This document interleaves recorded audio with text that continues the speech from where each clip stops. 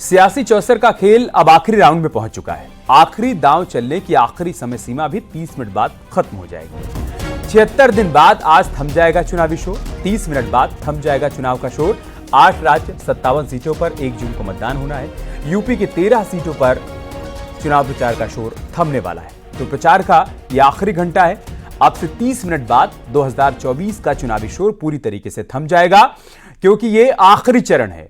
16 अप्रैल को चुनाव तारीखों के ऐलान के बाद से अब तक लगातार सियासी दलों का कैंपेन जारी था, जो आज चंद मिनट बाद पूरी तरीके से थम जाएगा। चलिए ग्राफिक्स के जरिए आपको समझाते हैं कि 7वें चरण में किन किन राज्यों में और कितनी सीटों पर 1 जून को वोटिंग होनी है।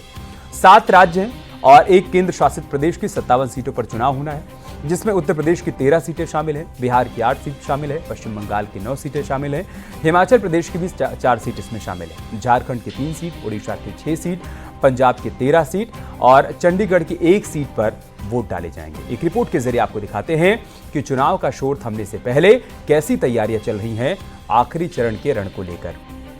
ग्राफिक्स के जरिए एक बार फिर से आपको सिलसिलेवार तरीके से समझा देते हैं कि 7वें चरण में किन किन राज्यों की कितनी सीटों पर 1 जून को वोट डाले जाएंगे। जैसा कि हमने आपको बताया कि 7 राज्य हैं और एक केंद्र शासित प्रदेश की कुल मिलाकर 57 सीटें हैं जहां पर वोटिंग होनी है, जिसमें उत्तर प्रदेश की 13 सीट, बिहार की 8 सीट, पश्चिम बंगाल की 9 सीटें, हिमाचल प्रदेश की 4 सीट, झारखंड की 3 सीट, ओडिशा की 6 सीट, पंजाब की 13 सीट और चंडीगढ़ की 1 सीट पर वोट डाले जाएंगे।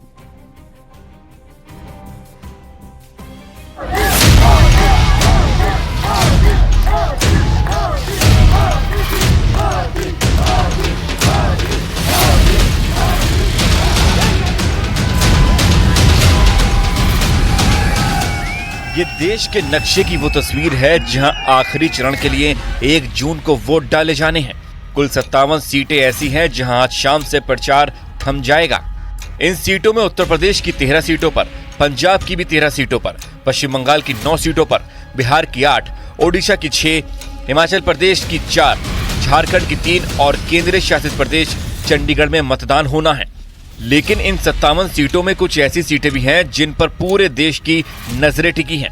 सबसे पहले जिक्र करते हैं उत्तर प्रदेश का, जहां वाराणसी, गोरखपुर, बलिया, मिर्जापुर, गाजीपुर जैसी सीटें शामिल हैं।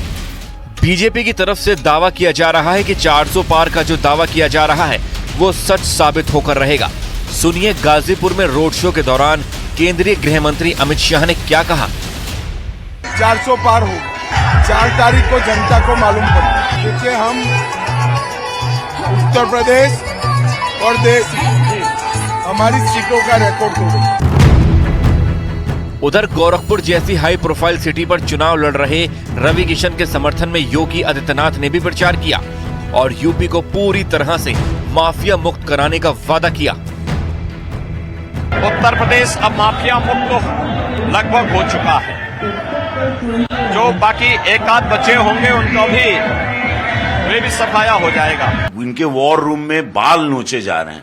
अब ब्लेम गेम शुरू होगा। 4 जून के बाद इसको कोसेंगे, उसको कोसेंगे। आप देखिएगा ना, ये 26 लोग प्रधानमंत्री बनना चाह रहे थे। हम लोग 5 जून के बाद फिर से हमारे पास लिस्ट आ जाएगी पूरी साल की। हम लोग कहीं ना कहीं किसी कार्यक्रम में फिर 5 साल जैसे चलते हैं वैसे चलने लगेंगे और देश की सेवा, गरीबों की सेवा करेंगे।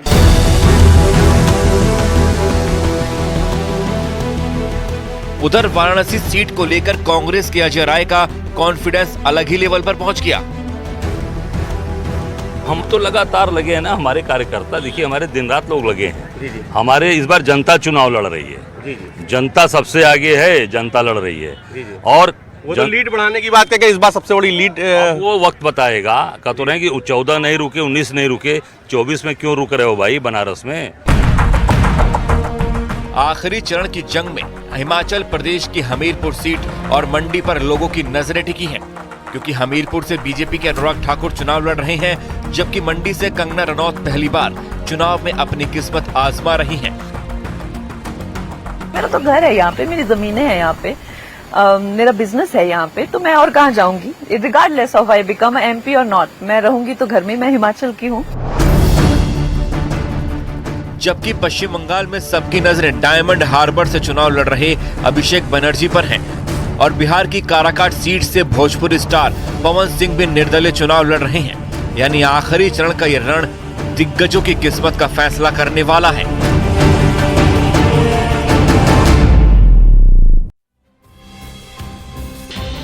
तो लोकसभा चुनाव 2024 के दंगल में आखिरी चरण में बीजेपी के लिए ये चरण काफी महत्वपूर्ण है। 2019 के नतीजों की अगर हम बात करें तो 57 सीटों में से 32 सीटों पर एनडीए ने कब्जा किया था, जबकि कांग्रेस ने 8, टीएमसी ने 9 और अन्य ने 8 सीट पर जीत दर्ज की थी। तो लोकसभा चुनाव 2024 के अंतिम चरण के चुनाव प्रचार का आज अंतिम दिन है। 1 जून को 7वें चरण में यूपी की 13 सीटों को भी शामिल किया गया है। 7वें चरण में 13 सीटों पर कुल 144 कैंडिडेट अपनी किस्मत आजमा रहे हैं, जिसमें 55 कैंडिडेट करोड़पति हैं, जबकि 36 प्रत्याशी ऐसे भी हैं जिनका कोई न कोई आपराधिक रिकॉर्ड है। इन प्रत्याशियों की किस्मत का फैसला पूर्वांचल की जनता 1 जून को ईवीएम में कैद कर देगी। अब जरा यह भी जान लीजिए कि यूपी की जिन 13 सीटों पर वोटिंग होनी है वो कौन कौन सी सीटें हैं और किस सीट पर कितने कैंडिडेट चुनावी मैदान में हैं। सबसे पहले आपको महाराजगंज सीट का हाल बता देते हैं। यहां पर 8 प्रत्याशी चुनावी मैदान में हैं। गोरखपुर में 13 प्रत्याशी चुनावी मैदान में हैं।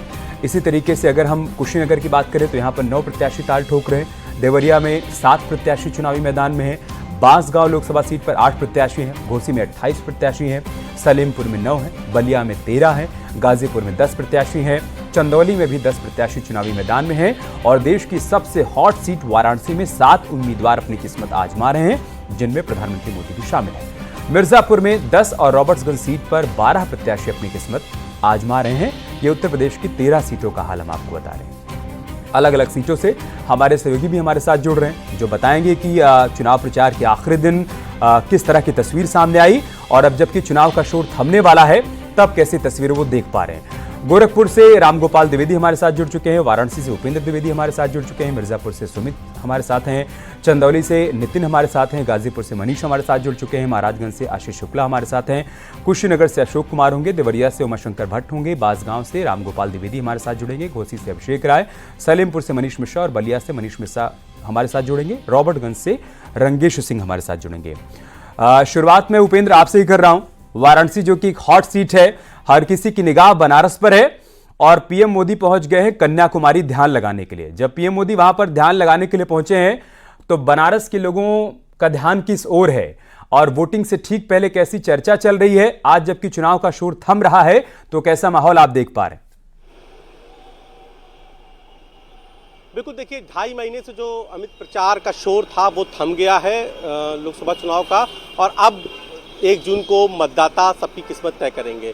काशी में चर्चा है क्योंकि कन्याकुमारी में प्रधानमंत्री हैं, तो ऐसे में काशी में की जो जनता है, जो काशी में उनके समर्थक हैं, वो इसको एक पॉजिटिव उसमें ले रहे हैं। उनका कहना है कि प्रधानमंत्री जी शिव के उपासक हैं, प्रधानमंत्री जी साधना के उपासक हैं और इन्होंने योग को भी पूरी दुनिया में पहुंचाया है। तो तमाम सारी बातें हैं। अगर हम प्रचार के अंतिम दिन की बात करें तो आज खुद देश के गृह मंत्री और भाजपा के चाणक्य कहे जाने वाले अमित शाह आज सपत्नीक काशी पहुंचे। उन्होंने काशी विश्वनाथ मंदिर में दर्शन पूजन किया और यहाँ पर चुनाव के अंतिम दिन प्रचार तो नहीं किया, लेकिन उन्होंने चुनाव के अंतिम दिन दर्शन जरूर किया और दर्शन करके आशीर्वाद मांगा पार्टी के लिए। इसके अलावा केशव मौर्य आज डिप्टी सीएम भी यहीं रहे और विपक्ष से भी कई नेता रहे जिन्होंने अपने अपने तरीके से प्रचार अभियान को धार दी, क्योंकि अंतिम मौका था जनता के बीच में पहुंचने का, उन पर अपनी बात रखने का।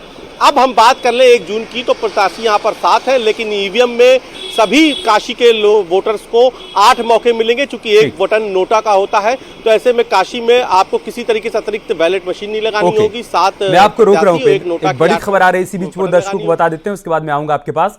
हॉट सीट वाराणसी में थम जाएगा चुनाव प्रचार का शोर। आखिरी दिन काशी में धुआंधार प्रचार देखने को मिला। वाराणसी से 7 उम्मीदवार अपनी किस्मत आजमा रहे हैं, जैसा कि उपेंद्र बता रहे थे कि 7 ही बटन ईवीएम में होंगे। 7 प्रत्याशी चुनावी मैदान में हैं और आज जबकि चुनाव का शोर थम रहा है तो तमाम बड़े चेहरे यहां पर प्रचार करने के लिए पहुंचे। गृह मंत्री अमित शाह भी पहुंचे, उन्होंने बैठकें यहां पर की है। बहुत ज्यादा चुनाव प्रचार करते हुए नजर नहीं आए, लेकिन वो बाबा विश्वनाथ के दर पर गए, वहां उन्होंने मत्था टेका, अभिषेक किया बाबा का, पूजा अर्चना की। इसके अलावा डिप्टी सीएम केशव प्रसाद मौर्य भी वहां पर मौजूद रहे। इसके अलावा गठबंधन के प्रत्याशी अजय राय ने भी कई जगहों पर प्रचार किया है। अब से थोड़ी देर बाद यहां पर भी चुनाव का शोर थमने वाला है और जैसा कि हमने आपको बताया कि काशी से लेकर कन्याकुमारी तक पीएम मोदी के नाम को लेकर चर्चा है, क्योंकि काशी में पीएम मोदी उम्मीदवार हैं, उनके लिए यहां पर प्रचार चल रहा है जो कि थमने वाला है, तो दूसरी तरफ वो कन्याकुमारी में ध्यान लगा रहे हैं। वाराणसी सीट पर तैयारियों की अगर हम बात करें तो 660 पोलिंग सेंटर यहां पर बनाए गए हैं, जबकि 1909 पोलिंग बूथ यहां पर बनाए गए हैं। ये यहाँ पर तैयारियां की गई हैं। और वाराणसी में कुल वोटर्स की अगर हम बात करें तो इनकी संख्या 19,97,000 है, जिसमें 10,83,000 पुरुष वोटर हैं और महिला मतदाताओं की संख्या यहाँ पर 9,13,000 के करीब है। यही मतदाता अपने सांसद का चुनाव भी करने वाले हैं। मतलब ये है कि प्रधानमंत्री मोदी और सामने गठबंधन के प्रत्याशी अजय राय हैं और बाकी 5 और प्रत्याशी हैं। इन्हीं सब के लिए ये तमाम मतदाता 1 जून को वोटिंग करेंगे। वाराणसी सीट देश की सबसे हॉट सीटों में शुमार है, तो चलिए इस सीट का ट्रैक रिकॉर्ड भी एक बार देख लेते हैं। यहां अब तक 6 बार भारतीय जनता पार्टी की जीत हुई है।